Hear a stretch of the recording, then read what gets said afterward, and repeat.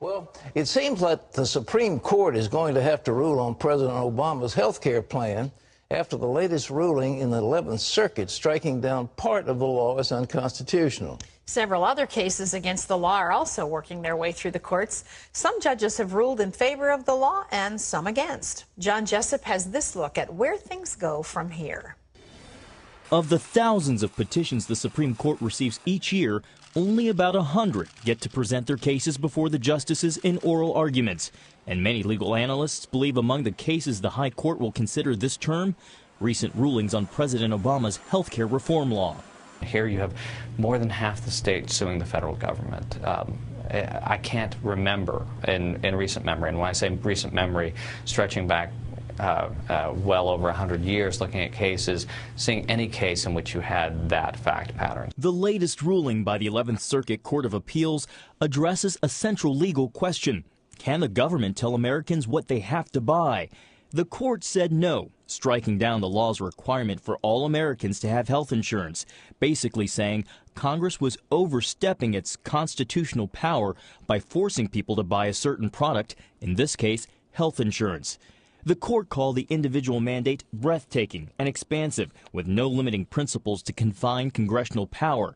In the majority opinion, it states that Congress cannot mandate that individuals enter into contracts with private insurance companies for the purchase of an expensive product from the time they are born until the time they die. But the courts are sending mixed signals. Earlier this year, the Sixth Circuit Court ruled in favor of the law.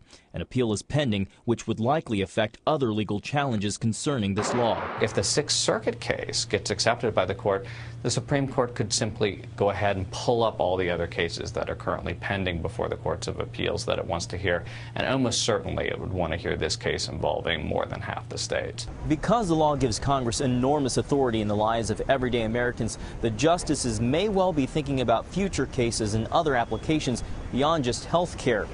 Some analysts believe the High Court will strike down only the individual mandate, taking away Congress's ability to force Americans to buy health insurance, and that could spell an uncertain future for the rest of the law.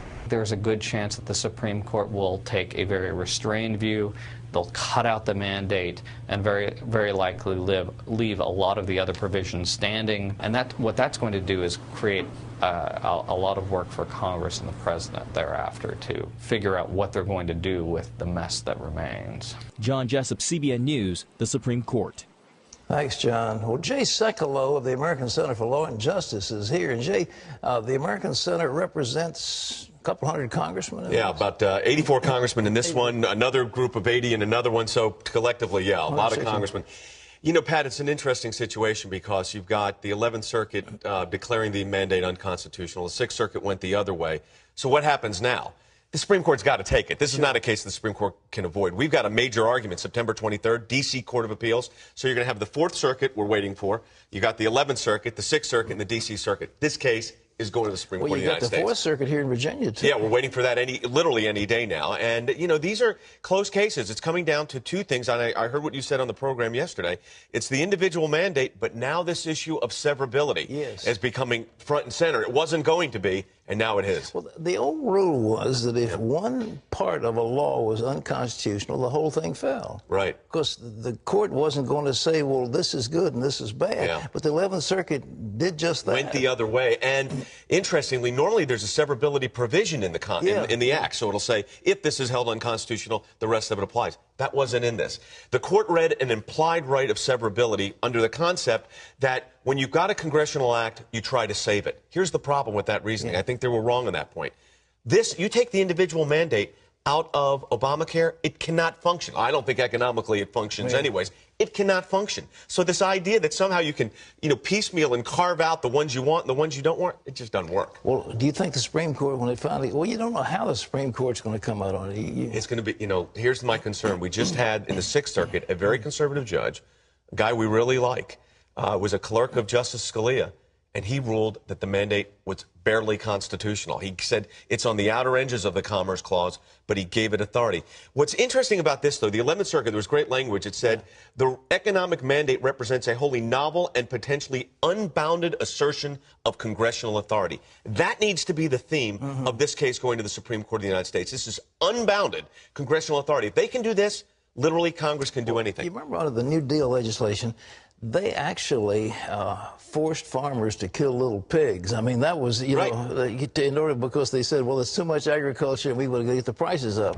And the court struck it down, then they turned around and reversed themselves. Correct. And what you've got here, the risk with this case is walking to the Supreme Court of the United States 6 months from now or a year from now and assuming you've got conservative justices going one way and liberal justices going another. I think that's a big mistake here. We have to fight for every single vote in this case. But this bill has to go for two reasons. Number one, it is a huge power grab by the federal government. Unbelievable. Number two, it is the largest federal funding of abortion in our lifetime. When you look at the legislation and what's really allowed in this is an abortion bill. This should be called the Planned Parenthood Protection Act.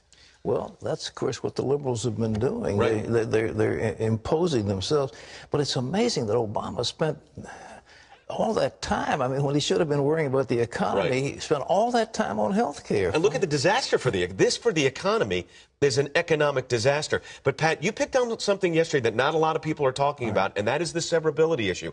What we need to be communicating out there is we now don't have just one issue before the Supreme Court of the United States on the individual mandate that I must buy the insurance, which is, to me, a much easier case. We now have, because of the 11th Circuit, a second issue, and that is if the mandate goes, what happens to this bill, this law, and does the law, as applied without the mandate, bury us even worse than Obamacare buried us, which is as bad as it could be, but this could be worse. How many clients has the ACLJ? You carry all those congressmen? You've got all the congressmen. So we've got 7 plaintiffs, including medical professionals, in the main case in D.C. So, and I think it was 180,000 of our members signed on to a brief that we filed. So it's been a huge case. And my concern here is the battle is now just beginning. What happens in these district courts and the Court of Appeals, it's fun, but it's not the reality of where it goes. From the Heritage Foundation said, never have we had seen this many states attorneys general, and all the 27. It's unbelievable. It's unbelievable. Never in By the way, our history. good friend Paul Clement did the argument in the 11th Circuit, did a magnificent job. So we've got a good legal team. We've got Paul Clement handling the 4th Circuit case. Our team's handling the D.C. Circuit case. Good lawyers handling it in the 4th Circuit. We're going to see what happens. 6th Circuit as well. Good teams there, but it's all going to the Supreme Court, and they'll probably, the Heritage guy was right. I think they're going to consolidate all. That law's got to go. It's Jay gotta go. Sekulow, I appreciate what you're doing. Ladies and gentlemen, the American Center for Law and Justice, fighting for you. Support Jay and his folks. Pray for them, and we'll talk about some more cases they have. Thank Thanks, you Pat. so much. Thanks God very bless much. you. Thanks. Jay Sekulow, a fighter for you and me. Well, Lee Webb has the rest of our top stories from the CBN Newsroom. Lee? Pat, President Obama unveils a jobs program for rural America. The announcement is part of his 3-day bus tour through the Midwest. The plan includes more money for rural businesses through a small business investment program, conferences for businesses and investors, and help in finding doctors for small rural hospitals. The administration does not have an estimate, though, for how many new jobs the plan will create. The White House says it will not cost taxpayers any additional money. Pat, I don't know how they can make that claim.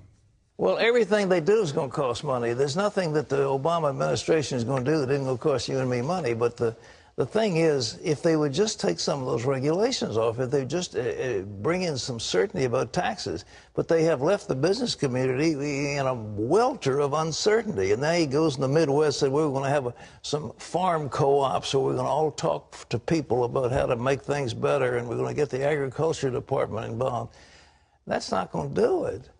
He is going after business big time. And for some reason, on the one hand, he talks one thing and he does with the other. And what he does with the other is hurting business and killing jobs.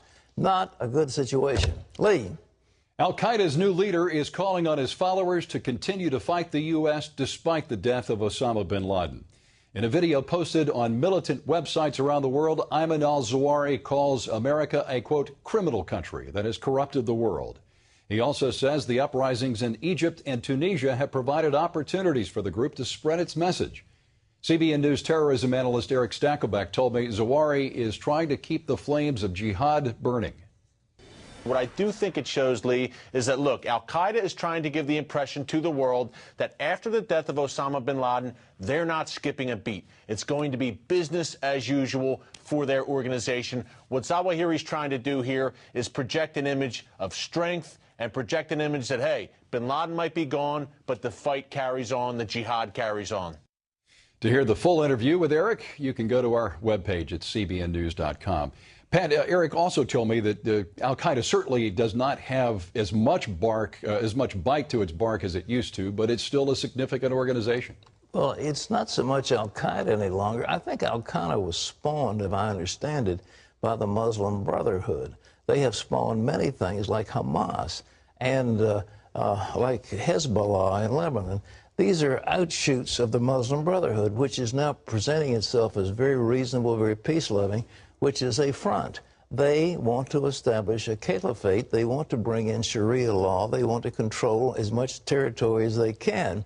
And every time there's an uprising and some pro-Western dictator, as evil as he is, gets overthrown, who comes in to fill the vacuum? The Muslim Brotherhood. So keep your eyes open and just be cautious.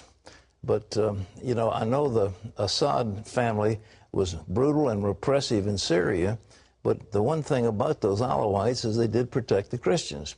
If the militant Muslims get in charge in Syria, they will persecute. Same thing is happening to the Coptic Church in Egypt. They're being persecuted. Lee?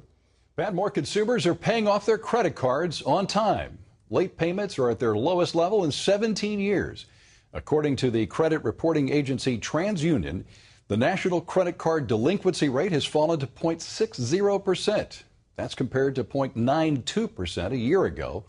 The improved payment habits come despite an increase in the use of credit cards. Experts say there are a variety of factors behind it: tighter restrictions on credit card applicants and consumers simply taking out less debt.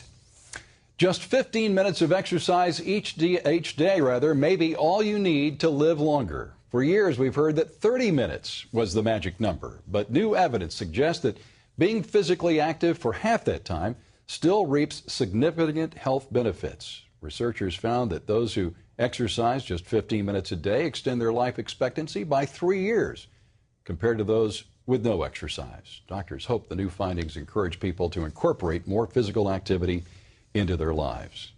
Pat? I am not going to settle for 3 years. I'm going for 19. Well, I would hope so. I hope riding the horse counts as exercise. Absolutely. It does. Don't you think? Well, I would hope. Yes. I mean, I think does a lot of the work.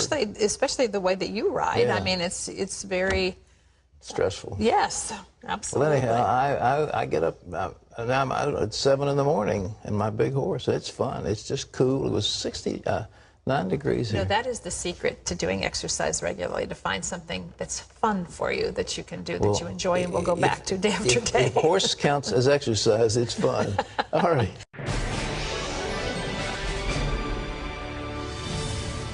Welcome to Washington for this CBN News break. The leaders of Germany and France are working together to address Europe's debt crisis.